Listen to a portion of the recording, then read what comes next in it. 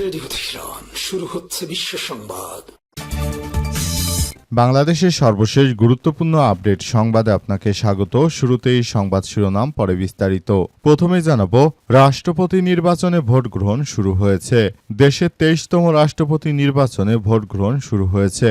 নির্বাচন কমিশন ইসির তফসিল অনুযায়ী আজ জাতীয় সংসদ ভবনের অধিবেশন কক্ষে দুপুর 2টা থেকে ভোট গ্রহণ শুরু হয়েছে। বিকাল 5টা পর্যন্ত এটি চলবে। রাষ্ট্রপতি নির্বাচনে ভোট দেওয়ার জন্য 339 জন সংসদ সদস্যর তালিকা প্রস্তুত করেছে নির্বাচন কমিশন। এরপর জানাবো, বিএনপি মুখে এক কাজে আরেক বললেন নাহিদ ইসলাম। বিএনপি মুখে এক কাজে আরেক বলে জানিয়েছেন জাতীয় সংসদের বিরোধী দলীয় চিফ হুইপ ও জাতীয় নাগরিক পার্টি এনসিপির আহ্বায়ক নাহিদ ইসলাম আজ নির্বাচনে ভোট শুরুর আগে জাতীয় সংসদ ভবনে প্রবেশের সময় সাংবাদিকদের তিনি এমন কথা বলেন। এদিকে ইউনুস, আসিফ নজরুল, নাহিদ ইসলাম, হাসনাত আবদুল্লাহ সহ 27 জনের বিরুদ্ধে মামলার আবেদন। ধানমন্ডি 32 ভাঙচুরের ঘটনায় রাজধানী ধানমন্ডি 32 নম্বরের বাড়ি ভাঙচুর, লুটপাট ও অগ্নিসংযোগের অভিযোগে সাবেক অন্তর্বর্তীকালীন সরকারের প্রধান উপদেষ্টা ড ইউনুস, সাবেক আইন উপদেষ্টা আসিফ নজরুল, নাহিদ ইসলাম, আসিফ মাহমুদ, সজীব ভুঁইয়া, হাসনাত আবদুল্লাহ সহ 27 জনের বিরুদ্ধে মামলার আবেদন করা হয়েছে। এতে অজ্ঞাতনামা আরও 3 থেকে 5,000 ব্যক্তিকে আসামির আবেদন জানানো হয়েছে। আজ ঢাকার মেট্রোপলিটন ম্যাজিস্ট্রেট মোহাম্মদ জুয়েল রানার আদালতে তামান্না চৌধুরী প্রিয়াঙ্কা নামের এক নারী এই আবেদন করেছেন। বাদীর জবানবন্দি রেকর্ড করেছে আদালতে। বিষয়ে আদেশ পরে দেওয়া হবে বলে জানিয়েছে আদালত। এবারে জানাবো, উপদেষ্টা হুমায়ুন কবির আস্থা তৈরি হলে ভারত সফর করবেন তারেক রহমান। প্রধানমন্ত্রী পররাষ্ট্র বিষয়ক উপদেষ্টা হুমায়ুন কবির জানিয়েছেন, তাড়াহুড়া নয়, বরং দুই দেশের মধ্যে পারস্পরিক আস্থা, বিশ্বাস ও সার্বভৌমত্বের প্রতি শ্রদ্ধা ও কূটনৈতিক আলাপ আলোচনা এবং সম্মানজনক আমন্ত্রণের প্রস্তাবের ভিত্তিতে উপযুক্ত পরিবেশ তৈরি হলেই প্রধানমন্ত্রী তারেক রহমানের ভারত সফর অনুষ্ঠিত হতে পারে। এবং সর্বশেষ জানাবো, বঙ্গভবন ছাড়লেন ভারপ্রাপ্ত রাষ্ট্রপতি হাফিজ উদ্দিন আহমেদ। বঙ্গভবন ছেড়েছেন ভারপ্রাপ্ত রাষ্ট্রপতি মেজর অবসরপ্রাপ্ত হাফিজ উদ্দিন আহমেদ বীর বিক্রম। আজ দুপুর 1:25 তিনি বঙ্গভবন ছাড়েন বলে জানা গেছে। বঙ্গভবন থেকে পাঠানো এক ভিডিওতে তার গাড়িবহর থেকে বের হয়ে যেতে দেখা যায়। এর আগে বঙ্গভবনের কর্মকর্তারা তাকে ফুল দিয়ে বিদায় জানান। বিদায়ের আগে সশস্ত্র বাহিনীর একটি দল, চৌকস দল, হাফিজ উদ্দিন আহমেদকে গার্ড অব অনার দেয়। তিনি গার্ড অব অনার ও সালাম গ্রহণ করেন। পরে উপস্থিত ব্যক্তিদের সঙ্গে নিয়ে বিদায়ী শুভেচ্ছা এবং কুশল বিনিময় করেন তিনি। প্রিয় দর্শক, এতক্ষণ শুনছিলেন সংবাদ শিরোনাম, এবারে বিস্তারিত। তবে তার আগে বন্ধুরা, অনুরোধ থাকবে এই সংবাদটিতে একটি লাইক দিন। এই চ্যানেলে আপনি নতুন হয়ে থাকলে আমাদের সংবাদটি দেখতে দেখতে চ্যানেলটি সাবস্ক্রাইব করে রাখুন। কমেন্ট করে বন্ধুরা আপনার মূল্যবান মতামত জানিয়ে দিন আপনি বিশ্বের কোন দেশ থেকে বা বাংলাদেশের কোন স্থান থেকে আমাদের সংবাদটি দেখছেন এবং শুনছেন। আর বন্ধুরা, সংবাদটি আপনার সোশ্যাল মিডিয়া ফেসবুকে শেয়ার করে বন্ধুদেরও দেখার সুযোগ করে দিন। গাজা যুদ্ধে আপনি যদি নিরীহ ফিলিস্তিনিদের ভালোবেসে থাকেন বন্ধুরা, কমেন্ট বক্সে কমেন্ট করে পুরো বিশ্ববাসীকে আমাদের এই তাজা আপডেটটি দেখার সুযোগ করে দিন। আর বন্ধুরা, যেখানেই থাকুন দেখতে থাকুন আমাদের এই লেটেস্ট আপডেট বাংলা সংবাদ। এবারে বিস্তারিত। বিএনপি মুখে এক কাজে আরেক বললেন নাহিদ ইসলাম। বিএনপি মুখে এক কাজে আরেক বলে জানিয়েছেন বিরোধী দলীয় চিফ হুইপ ও জাতীয় সংসদের এমপি নাহিদ ইসলাম। আজ নির্বাচনে ভোট গ্রহণ শুরুর আগে নির্বাচন ভোট দিতে সে সংসদ ভবনে প্রবেশের সময় তিনি এসব কথা বলেন। নাহিদ বলেন, গণভোটের রায় বাস্তবায়নের মাধ্যমে রাষ্ট্রপতি নির্বাচন অনুষ্ঠিত হবে বলে প্রত্যাশা করেছিলেন, তবে তা হয়নি। সংবিধানের 70 অনুচ্ছেদ সংস্কারের বিষয়টি উল্লেখ করে নাহিদ ইসলাম বলেন, এ বিষয়ে সংস্কারের কথা থাকলেও তা করা হয়নি। স্বাধীনভাবে ভোট দেওয়ার সুযোগ থাকলে রাষ্ট্রপতি পদটি আরও সম্মানী হতো। বিএনপি সরকার গণভোট ও জুলাই সনদ বাস্তবায়নের কথা বললেও তা প্রকৃতপক্ষে তারা কিছুই করেনি। দেশের মানুষকে বিএনপি যেভাবে প্রতারণা করল দেশের মানুষের সঙ্গে ইতিহাস কখনোই তাদেরকে ক্ষমা করবে না বলে জানিয়েছেন।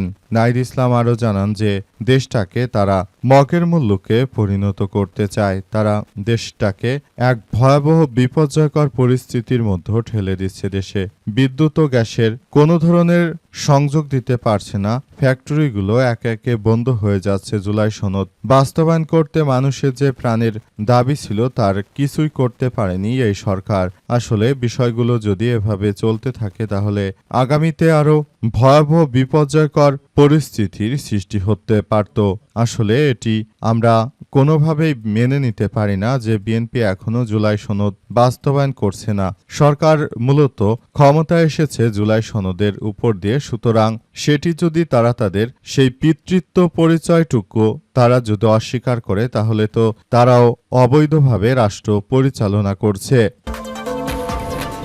আস্থা তৈরি হলেই ভারত সফর করবেন তারেক রহমান, বললেন হুমায়ুন কবির। প্রধানমন্ত্রীর পররাষ্ট্র বিষয়ক উপদেষ্টা হুমায়ুন কবির জানিয়েছেন যে আমরা বলে দিতে চাই যে নতুন করে ভারতের উপর আমাদের যদি আস্থা তৈরি হয় সেক্ষেত্রেই আমরা সবকিছু সুন্দরভাবে গড়ে তুলতে চাই। তিনি আরও জানিয়েছেন যে এই মুহূর্তে তারেক রহমান ভারত সফরে যাবেন না, কারণ ভারত সফরে তিনি যাবেন না এর একটি কারণ হচ্ছে শেখ হাসিনাকে বাংলাদেশ যেভাবে আসলে কার্যক্রম শুরু হয়েছে সেটা আসলে কোনোভাবেই গ্রহণযোগ্য হতে পারে না।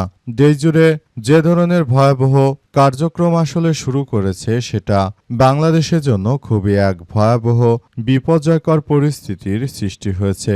এখান থেকে সবাইকে বের হয়ে আসতে হবে। অবস্থা চলতে থাকলে সবাইকে আরো বেশি এই সংকটজনক অধ্যায় থেকে সবাইকে রক্ষা করতে হবে। অবস্থা চলতে থাকলে আমি বলে দিতে চাই এজন্য সবাইকে আরো বেশি সজাগ দৃষ্টি রাখা উচিত। নতুন করে বাংলাদেশে আসলে যে ধরনের ঘটনাগুলো ঘটছে সেগুলো আসলে কোনোভাবেই গ্রহণযোগ্য হতে পারে না। পুরো দেশ জুড়ে এই ধরনের সন্ত্রাসী কার্যক্রম চলছে। বিএনপি সরকার তারা পুরোটাই একরকম ব্যর্থ সরকারে পরিণত হচ্ছে। রাষ্ট্রপতি নির্বাচনে ভোট গ্রহণ শুরু হয়েছে।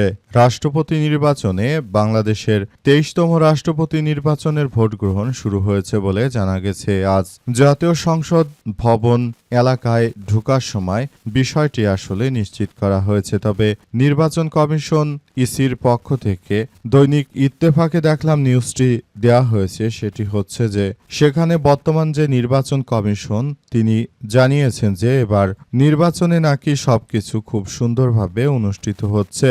নির্বাচন কমিশন যিনি রয়েছেন তিনি জানিয়েছেন যে সবকিছু খুব সুন্দরভাবে চলছে, তবে এবার দেখিয়ে দেখিয়ে সবার সামনেই নাকি ভোট দিতে হবে, অর্থাৎ যাতে করে বিএনপি সরকার খুব সহজেই জিতে যেতে পারে। এই নির্বাচন কমিশনের পক্ষ থেকে আসলে বলা হয়েছে বিষয়গুলো সবার জন্য খুবই গুরুত্বপূর্ণ এক অধ্যায় হিসেবে দাঁড়িয়েছে।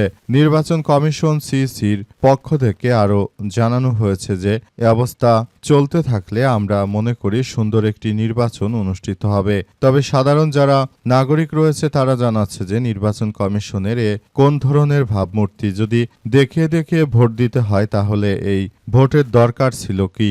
মূলত নির্বাচন কমিশন তিনি যে একজন উচ্চমানের দালাল ব্যক্তিতে পরিণত হয়েছেন সেটি আর বলার অপেক্ষা রাখে না। এই নির্বাচন কমিশন এবার যখন জাতীয় সংসদ নির্বাচন অনুষ্ঠিত হচ্ছিল প্রথম দেখা গেল যে নির্বাচনে 11 দলীয় জোট জিতে যাচ্ছে। এরপর কতক্ষণ ভোটের ফলাফল দেখানো হয়নি, পরবর্তীতে দেখা গেল যে সেখানে মূলত নির্বাচন কমিশন আসলে জানালো যে সেখানে মূলত বিএনপি জিতে গেল।